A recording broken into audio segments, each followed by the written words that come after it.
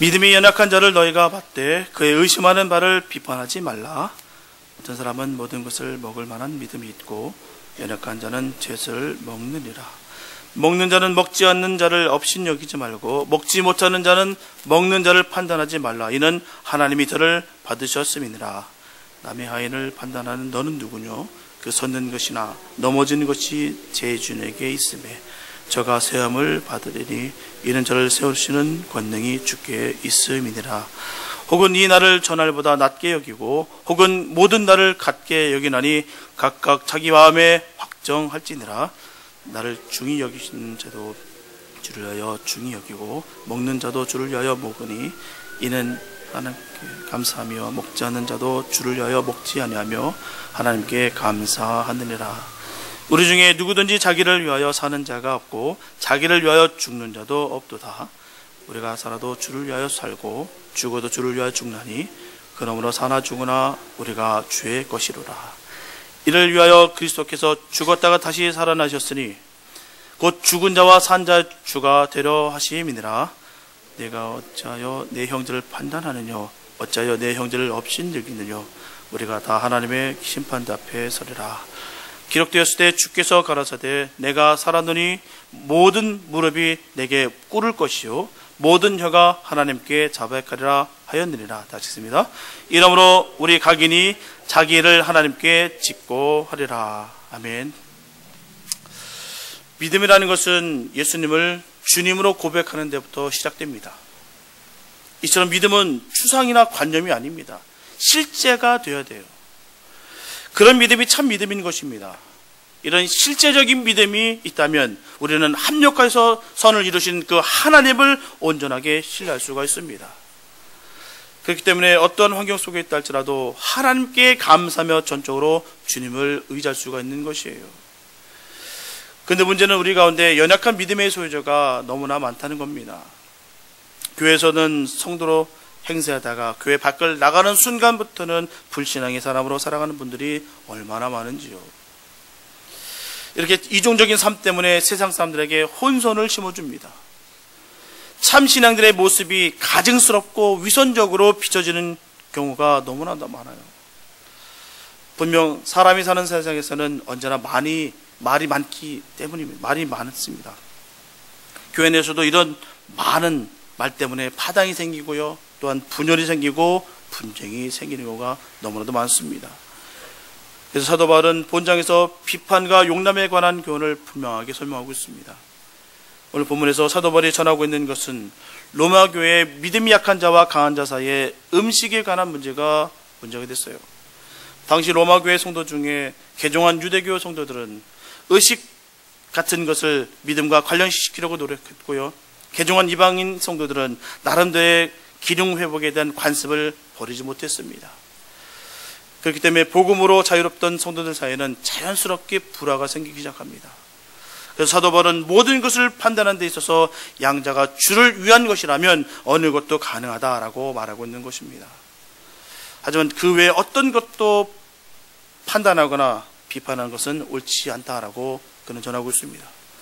때문에 형제를 판단하는 일은 우리가 가장 경계해야 될 일입니다. 분명 판단은 자신과 타인에게 심하게 상처를 받고 줄 수가 있습니다. 또한 나아가서는 자신이 속해 있는 그 공동체를 분열시킬 수가 있어요. 그러므로 참된 성도는 판단과 비난을 삼가야 될 줄을 믿습니다. 이런 사실을 좀 더 구체적으로 살펴보면서 말씀을 나누겠습니다. 첫째, 믿음은 하나님께서 주신 것입니다. 본문 3절 말씀 보게 되면 먹는 자는 먹지 않는 자를 업신이 여기지 말고 먹지 못하는 자는 먹는 자를 판단하지 말라. 이는 하나님이 저를 받으셨음이니라 라고 말씀하고 있어요. 이 당시 로마 교회는 강한 자와 약한 자로 딱 둘로 나눠졌습니다. 바로 약한 자들은 개종한 유대인들을 말하고 있는 것이에요.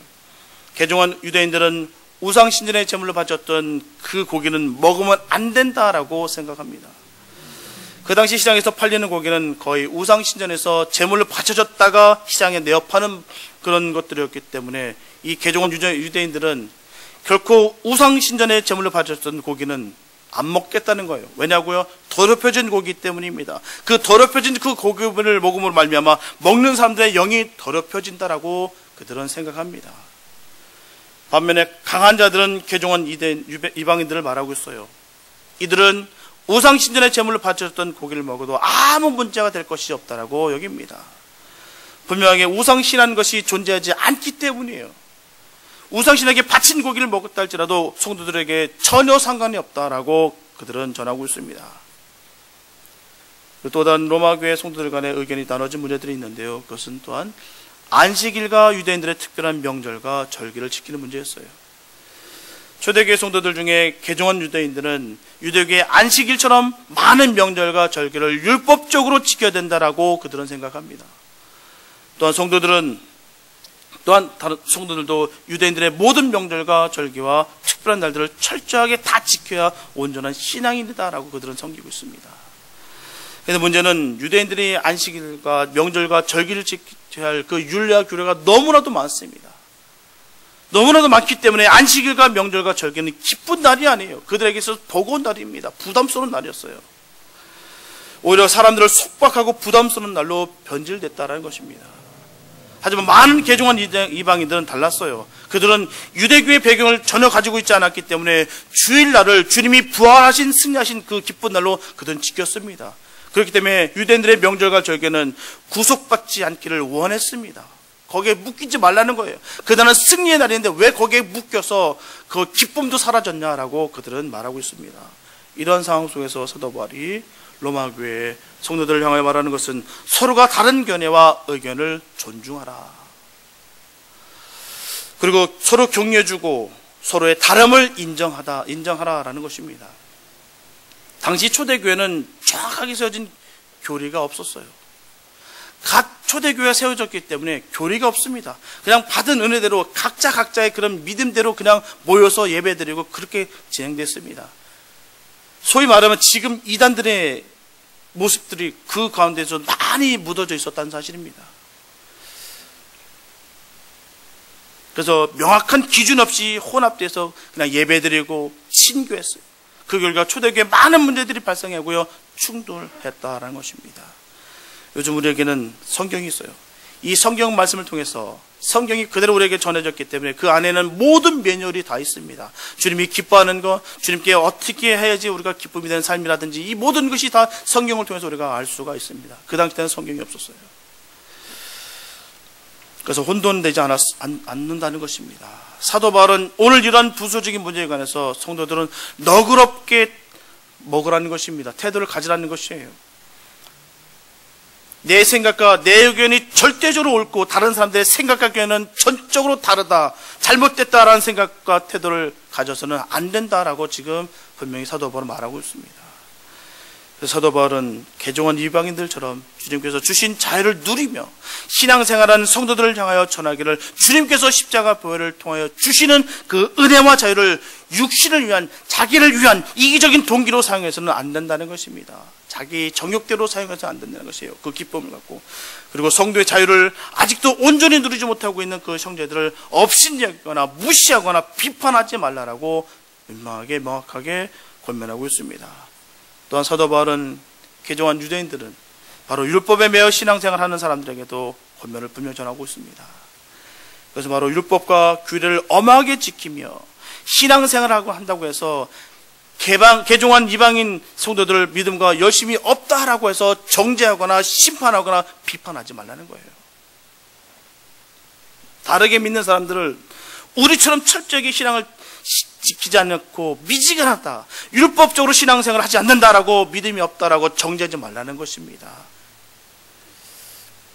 그래서 오늘날 교회는 어떻습니까? 사도 바울 당시에 로마 교회처럼 부수적인 문제들을 가지고 성도들끼리 분열하고 분쟁하고 있지는 않습니까? 분명하게 주님 안에서 이제 율법의 완성으로 말미암아 자유롭게 먹을 수가 있게 되었어요. 모든 것은 다 음식입니다. 죄에서 자유하게 되었고요, 율법의 매임에서 자유하게 되었고요, 모든 세상의 의문에서 자유를 얻게 되었습니다. 고린도전서 8장 4절에 보게 되면 그러므로 우상의 잼을 먹는 일에 대해서는 우리가 우상은 세상에 아무것도 아니며 또한 하나님은 한 분밖에 없는 줄 아노라 라고 전하고 있듯이요. 믿음 가운데서 이제 우상 제물은 아무 의미가 없어졌다라고 음식으로 보면 그만이다라고 전하고 있습니다. 디도서 1장 15절에서 전합니다. 깨끗한 자들에게는 모든 것이 깨끗하나 더럽고 믿지 않은 자들에게는 아무것도 깨끗한 것이 없고 오직 저희 마음과 양심이 더러운지라. 이게 성경은 율법의 완성으로 말미암아 음식법에 관한 자유가 있다고 분명히 증거하고 있습니다. 이제부터는 어떤 음식을 먹는다 할지라도 그 음식으로 말미암아 죄가 될 수가 없다는 것이에요. 명확하게 지금 성경은 우리에게 말씀하고 있습니다. 한마디로 아직 그런 깨달음이 없는 신자들을 보고 비판하거나 판단해 버리지 말라는 것이에요. 그래서 고린도전서 8장 9절에서 분명히 전하고 있습니다. 그런즉 너희 자유함이 약한 자들에게 거치는 것이 되지 않도록 조심하라 라고 말하고 있습니다. 참 음식이라는 게 참 중요해요. 그게 또 내려오는 게 참 중요합니다. 전통이라는 게 또한 무시 못하지만 그 전통으로 말미암아 우리가 잘못된 신앙이 또 스며들 수도 있다는 것입니다. 제가 예전에도 한번 말씀드렸지만 저희 집안은 참 유교 집안이에요. 정말 저희 집안이 종갓집 종손으로서 정말 1년에 제사만 50번도 더 드리는, 1년에 한 50번도 더 드리는 것 같아요. 더 하는 것 같아요. 그러면은 이제 거기 보면 그게 있어요.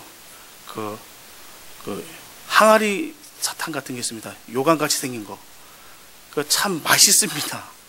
근데 그걸 먹고 제가 교회를 갔는데 우리 그 주일학교 선생님이 얘기하더라고요. 그거 먹더니 저보고 지옥 간대요. 그래서 얼마나 무섭던지요. 예. 그거 먹었다고 지옥 가는 게 아닌데도 불구하고 그거 먹었다고 전 지옥 가는 줄 알았습니다. 예. 이 전통이라는 것이 그만큼 무서워요. 그거 먹으면 좀 큰일 나는 줄 알고 정말 큰일 나는 줄 알았습니다. 예. 그래서 우리가 바른 지식, 바른 복음이 우리가 참 중요합니다.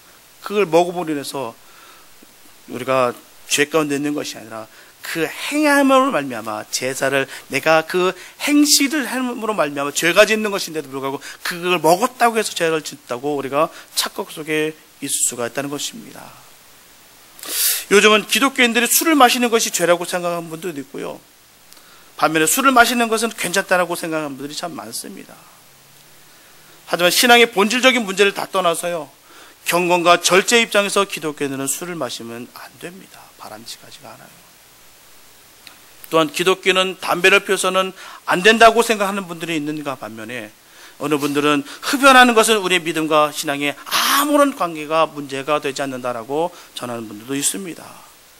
그러나 믿음과 신앙 문제를 다 떠나서요, 경건한 절제의 측면에서 금연하는 것이 바람직합니다. 왜냐하면 흡연은 분명하게 건강에 너무나도 해로운 습관이에요. 자신의 몸을 자신 스스로 해치는 습관이기 때문에 금해야 됩니다. 한마디로 말씀드리면 흡연은 백해무익해요. 분명히 하나님께서는 이 땅에 다 선한 것을 주셨어요. 모든 천지 만물에 다 우리에게 주신 것은 다 선합니다. 문제는요, 사람들이 혼합해서 문제가 되는 거예요. 섞으니까 뭔가 만드니까 문제가 되는 것입니다. 담뱃잎이요, 귀한 약초입니다. 그건 지혈제예요. 상처 났을 때 담뱃잎을 딱 붙이면요, 깨끗이 지혈됩니다. 근데 그걸 태워서 입에 다 들어 마셔요. 그게 문제되는 것입니다. 왜 연기를 들어 마셔요, 그걸요? 예, 굳이 그걸 왜 들어 마시고 있습니까? 예, 먹을 것도 없는 것도 아니고, 먹을 게 이렇게 많은데 불구하고, 왜 그 입을 태워가지고 그 연기를 들어 마시고 있어요? 더 악한 건요, 그 안에 니코틴까지 넣어가지고 중독되게 만들어 봅니다. 끊지도 못하게 만들어요. 술은 어떻습니까? 알코올입니다. 알코올. 소독제예요. 좋은 것입니다. 우리가 세균 막기 위해서, 그 소독하기 위해서 알코올은 꼭 필요합니다. 그걸 왜 마셔요? 그걸 마시니까 문제됩니다. 마약도 마찬가지예요. 몰핀은 마약입니다. 그건 진통제예요, 사실. 참 좋은 진통제입니다. 다른 진통제 안 들을 때 몰핀 넣으면 진통이 멎어요. 그걸 몸에다가 꼽습니다. 그걸 먹습니다. 그래서 죄인 것입니다. 우리가 구원의 걸림돌은 아니지만 덕이 안 된다면 우리가 끊는 것이 바람직합니다. 그걸 먹었다고 해서 구원받지 않는 것은 절대로 아니에요. 거기에 속지 마시기 바랍니다. 그거 받았다고 난 지옥 간다. 제가 아까 요강사탕 먹은 것 같고 지옥 간다 여겼던 거랑 똑같습니다. 요강사탕 먹은 거랑 이것들 먹은 거랑 똑같아요. 다른 건 없습니다. 하지만 그게 독스럽지 않기 때문에 우리는 끊는 것이, 안 먹는 것이 바람직합니다. 내 몸에 건강하게 좋은 것도 아니고요, 남 보기에도 좋은 것도 아니기에 우리는 먹지 않는 것이 맞다라는 것입니다. 사도 바울은 오늘 본문의 말씀 5절 후반부에서 전하기를 각각 자기 마음에 확정할지니라라고 전하고 있습니다. 바로 자기 소신대로 하라는 것이에요. 자기 마음에 확증이 있어야 된다는 것입니다. 하나님과 나와의 관계를 말하고 있는 것이에요. 그러므로 사도 바울은 신앙의 문제에 대해서는 절대로 타협하거나 용서와 거래가 없습니다. 진리 앞에 그는 타협하지 않습니다. 칼같이 끊어버립니다. 하지만 윤리적인 문제나 상황적인 문제에 대해서는 대단히 너그럽게 하라는 것입니다. 그렇기 때문에 절대적인 것과 부수적인 것을 바로 분별하는 지혜가 우리에게 있어야 될 줄 믿습니다. 문화적인 차이를 참 구별해야 돼요. 각 나라마다 다 다릅니다. 다 문화적 모습들이 다 달라요. 옷을 입는 것부터 시작해서 모든 것이 바랍니다. 저 추운 나라는요, 저기 위에 북극이나 남극 같은 그런 나라에서는 여름에 그런 반팔, 슬리퍼 상상이 안 갑니다. 이 추운데요, 왜 그걸 입고선 그 햇볕을 쬐고 있지? 이해를 못 합니다. 저 아프리카 가면요, 그 털옷을 입고 그렇게 막 털 신발을 신는 것을 이해를 못 합니다. 왜냐고요? 보질 못했거든요. 또한 느끼지 못하거든요. 필요가 없거든요. 안 맞습니다. 식사 문화는 어떻습니까? 어떤 나라는요, 밥그릇을 내려놓고 먹어야 돼요. 근데 어떤 나라 손 들고 먹어야지 예의입니다. 또 한국은 그래요. 식사할 때 얘기하면 큰일 납니다. 어른들 그렇게 얘기했어요. 입 다물고 밥 먹으라고. 저는 그 비밀을 아직까지 못 깨고 있습니다. 어떻게 입을 막고서 밥을 먹는지 그 비밀을 아직도 저는 깨닫지 못하고 있습니다. 참 우리나라 말 참 신기한 게 많아요. 야, 문 닫고 들어와. 문 닫고 어떻게 들어오는지 잘 모르겠습니다. 참 우리는 그 미스테리 속에서 우리는 이만큼 살아왔습니다. 미국 같은 건 달라요. 식사하면서 많은 얘기를 나눕니다. 예, 그게 맞다라고 여기고 그렇게 살아갑니다. 식사 문화만도 우리는 다 달라요. 같을 수가 없습니다. 우리는 다 같으려고 노력하고요, 나랑 똑같으려고 자꾸 노력합니다. 나랑 다르면 무조건 갈라버립니다. 왜냐고요? 나랑 다르니까 전 틀렸다라고 여깁니다. 우리가 명확한 것은요, 틀린 것과 다른 것은 구별지고 살아야 될 줄 믿습니다. 틀린 것은 정말 틀린 거예요. 다른 것은 우리가 인정해야 될 줄 믿습니다.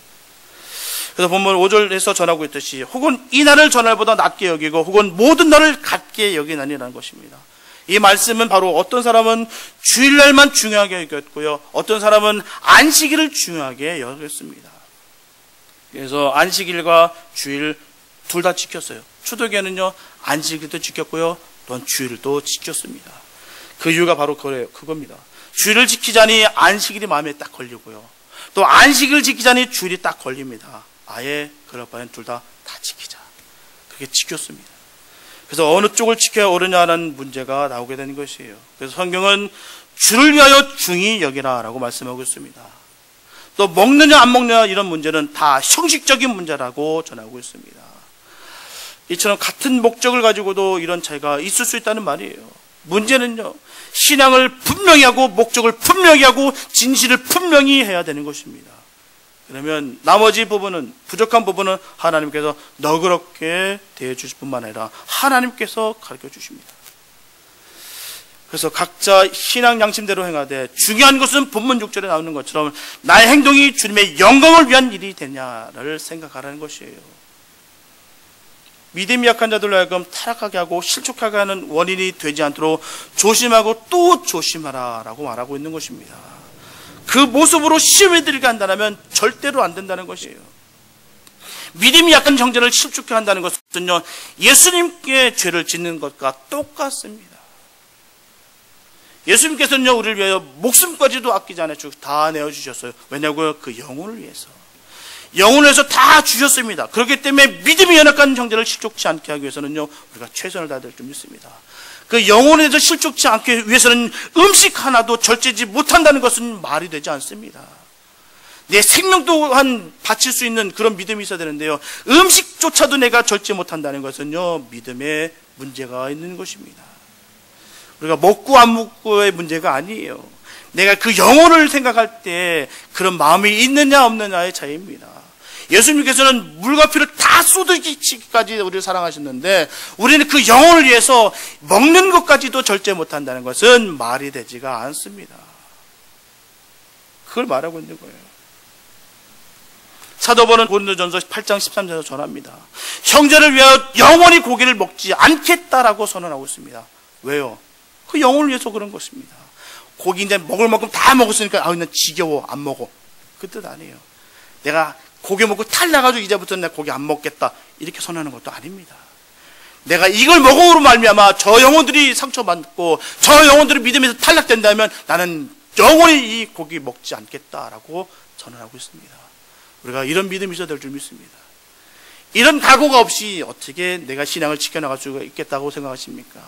이런 믿음이 우리에게 있어야 돼요. 그 영혼을 바라보시면서 사랑하는 마음이 없으면 주님이 하시는 일들 가운데 상당수가 가식과 외식입니다.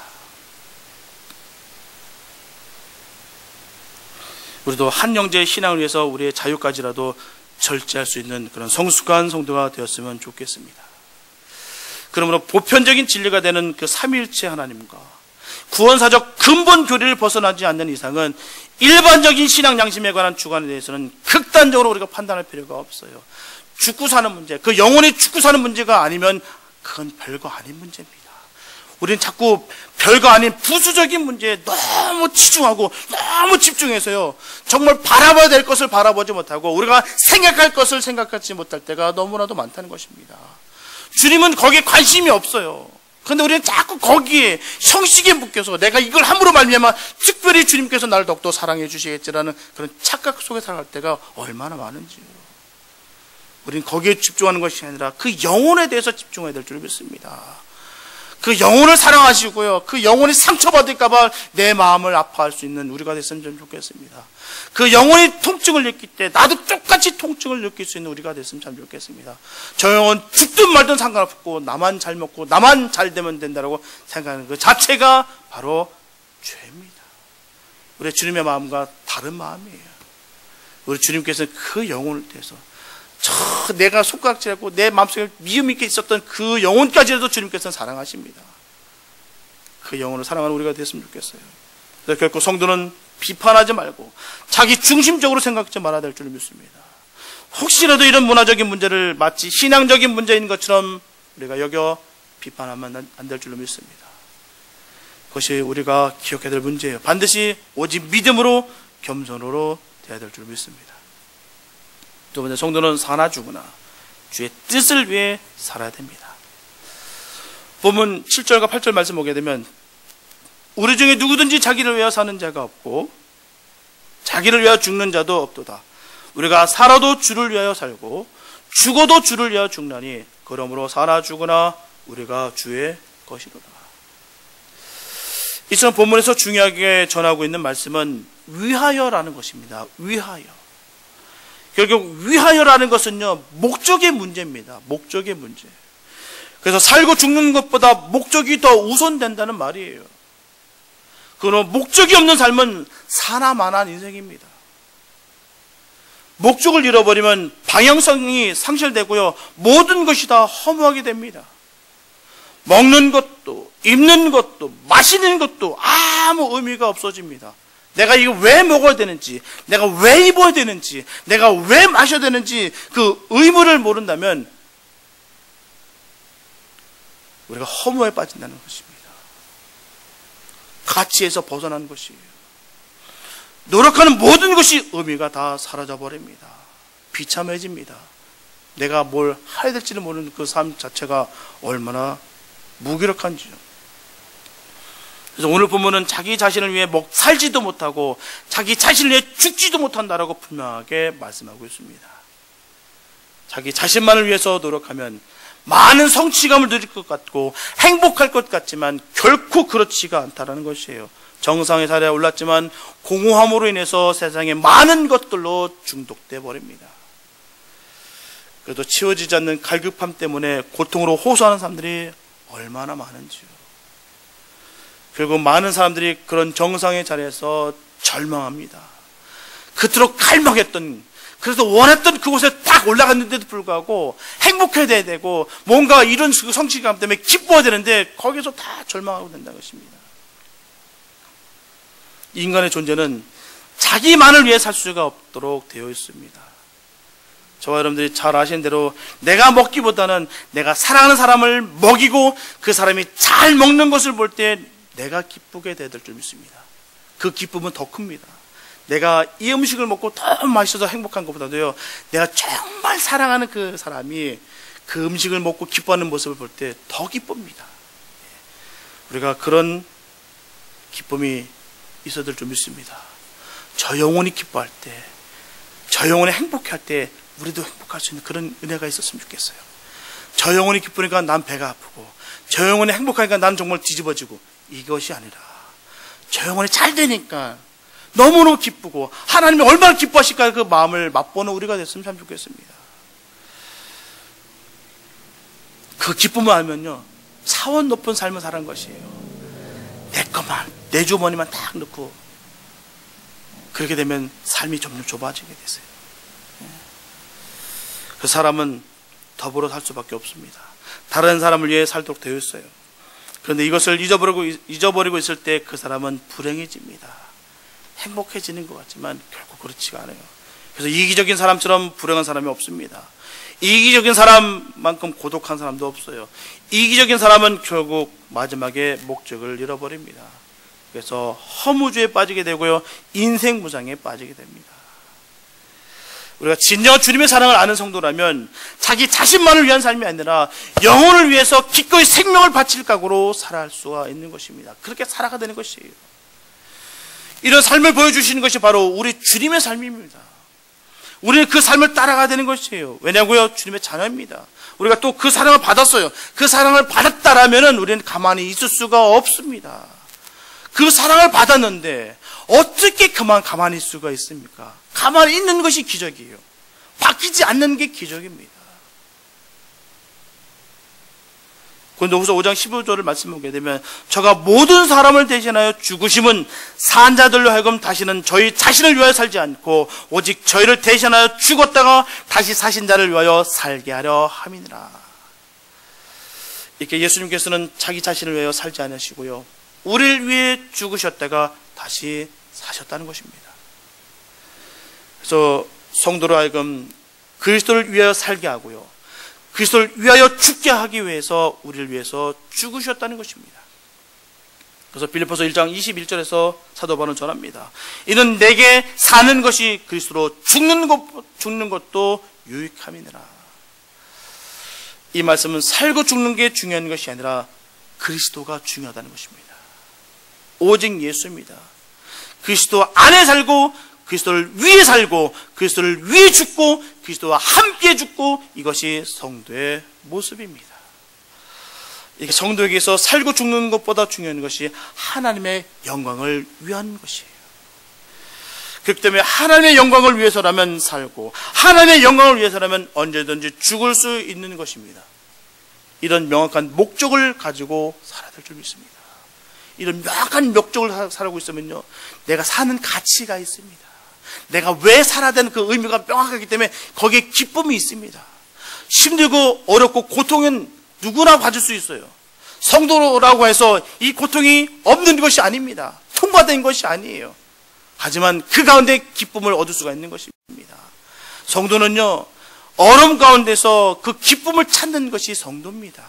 그 가운데 감사를 찾는 것이 성도예요. 세상에 대해서 울분하고 아파하고 고통스럽고 거기에 낙마하고 낙심하고 쓰러지는 것은 결코 성도의 모습이 아닙니다. 그러므로 내 마음대로 뭐가 안 된다고 해서 죽고 싶다고 하지도 마시고요, 더 살고 싶다고 하지도 마시기 바랍니다. 다만 하나님의 영광을 위해서 사시기 바랍니다. 저 여러분들은 다른 사람의 잘못과 허물과 그들의 약함과 나와 다른 점을 날카로운 눈으로 파헤치고 정죄하기보다는 항상 자기 자신의 허물과 연약함과 교만과 자신의 죄를 하나님께 고백하고 용서함을 구하는 겸손한 자세를 가져야 될 줄 믿습니다. 신앙은요, 잣대를 남한테 돌리는 게 아니에요. 자기한테 돌리는 것입니다. 이 말씀을 나한테 반영해서 비치는 것이, 저 사람은 이 말씀에 비춰서 탈락이야, 끝났어, 저 사람은 아니야, 그렇게 됨으로 말미암아 잔인하게 바뀝니다. 모든 것은요, 자기한테 돌리는 거예요. 예수님께서는 저와 여러분들에게 말씀하시기를, 비판을 받지 아니하려거든 비판하지 말라. 너의 비판하는 그 비판으로 너희가 비판을 받을 것이요, 너의 해리는 그 해림으로 너희가 해림을 받을 것이니, 어찌하여 형제의 눈 속에 있는 티는 보고 내 눈 속에 있는 들보는 깨닫지 못하느냐. 외식하는 자여, 먼저 내 속에서 들보를 빼라. 그 후에야 밝히 보고 형제의 눈 속에서 티를 빼리라. 이 말씀은요, 우리 주님이 하신 말씀입니다. 이 말씀 속에서 우리 찔림이 있어야 될 줄 믿습니다. 이 말씀이 우리 말씀 아닙니까? 우리는 바라보지도 못하고요, 항상 남만 보고 있어요. 교회에서 가장 문제를 일으킨 사람은 누군지 아십니까? 영적으로 교만한 사람이에요. 아나몬입니다. 어느 누구도 누가 그러더라고요, 하나님도 안 된대요. 그런 사람이 바로 영적인 교만을 갖고 있는 사람들이에요. 교만한 자들이 함부로 목사 비판하고 장로 비판하고 권사 비판합니다. 자신의 기준에서 벗어나는 사람은 그 누구를 막론하고 잔인하게 말로 다 살인해버립니다. 난도질해버려요. 좋을 때는 좋아요, 선합니다. 자기 말을 잘 들어줄 때는 좋아요. 근데 자기 말에 딱 틀어주니까, 자기 생각과 가치관은 딱 틀렸다 생각할 때 아주 잔인하게 바뀝니다. 심판자의 자세에서 남의 믿음을 함부로 정죄하기 때문에 많은 경우에 교회에 덕을 끼치기보다는 해를 끼친다는 것입니다. 분명히 성경은 말합니다. 정죄하지 말라고 하는데도 꼭 정죄해요. 그런 믿음은 얼마나 강한지 모르겠습니다. 그런 믿음은 버리시기 바랍니다. 하지 말라는 건 하지 말았는데 굳이 하고 있어요. 정죄하지 말라고 했는데 왜 정죄하는지 모르겠어요. 성경 말씀이 자신 딱 예외라고 생각할 때가, 그런 분들이 많이 있다는 것입니다. 성경 말씀은 예외가 없어요. 내가 지금까지 잘 살아왔기 때문에, 내가 많은 주의 일들을 감당하기 때문에 나는 예외지. 그게 바로 교만과 자만과 착각입니다. 하나님의 말씀은요, 1.1획도 다 우리의 말씀입니다. 통과되지가 않아요. 나는 예외, 나는 통과. 왜? 나는 특별하니까, 나는 이쁘니까, 난 잘났으니까. 아니에요. 그 말씀은 똑같이 우리에게 반영됩니다. 신앙의 경력이 오래된 사람이든 결코 작은 사람이든 똑같습니다. 예외라 생각하지 마시기 바랍니다. 교회를 하나 되지 못하게 만드는 분열이 바로 여기 있어요. 말씀 가운데 벗어났을 때 말입니다. 그래서 우리는 늘 깨어있어야 돼요. 말씀 가운데 깨어있어야 될 줄 믿습니다. 항상 성경에 비춰서 나눔이 교회를 하나 되게 하는 역사가 있는 것입니다. 분별하는 우리가 능력이 있어야 될 줄 믿어요. 우리 모두는 주 안에서 하나 되어 늘 감사가 넘치고 은혜를 누리면서 주님과 함께 성숙한 믿음의 공동체를 세워야 될 줄 믿습니다. 서로 믿음을 세워가는 주님의 복된 자녀들의 권능을 받으시기를 예수님의 이름으로 축복합니다. 장성도 여러분, 우리 교회가 믿음의 분량이 장성하게 되는 것뿐만 아니라 믿음이 연약한 분들도 있다는 사실을 늘 인정하시고 사랑으로 끌어안았으면 참 좋겠습니다. 저 사람 부족하기 때문에 잘라버리고, 저 사람 나한테 아프기 때문에 잘라버리고, 나한테 힘들게 했기 때문에 버려버리고, 그건 사랑이 아니에요. 그건 주님의 사랑도 아닙니다. 주님이 원하시는 것도 아니에요. 내가 원하는 거지, 자기 자신이 원하는 것이지. 이번에 그 교단총회 때 참 어떤 목사님 말씀하시는데, 참 평소에 얌전하신 분이 우스갯소리 하니까 더 웃기더라고요. 아브람과 이삭이 함께 모래산에서 이제 제사를 드리는데, 만약에 이삭이 순종 안 했다면 갑자기 아버지를 맺히면은 재물이 바뀔 뻔했다고 얘기하시더라고요. 내 마음이 하나님의 말씀을 거역하면요, 이 말씀이 나의 말씀이 하나님의 말씀이 아니라 내 복음이 되어버린 것입니다. 다 내 마음에 다 맞춰버려요. 그래서 내 마음에 맞지 않는 건 다 버리고, 씹다 버린 껌처럼 버려버리는 것입니다. 이 말씀, 하나님의 귀한 말씀은요, 우리가 판단하는 것이 아닙니다. 내가 판단해서 이 말씀은 받고, 내가 판단해서 이 말씀은 버리고, 그런 말씀은 하나님의 말씀이 아닙니다. 내 복음, 나의 생각에, 나의 도취에 되어 있다는 것입니다. 그럼 믿음의 연약한 분들 비판하지 마시고 사랑으로 이해하시고 세워주시기 바랍니다. 오직 선악간에 판단하신 하나님께서 모든 것을 다 판단하세요. 우리 사도 바울의 그 고백처럼 우리가 살아도 주를 위하여 살고 죽어도 주를 위하여 죽나니 사나 죽으나 우리가 주의 것이다 라고 고백하시면서 매일매일 주님을 위해서 주님의 영광을 위하여 사시기 바랍니다.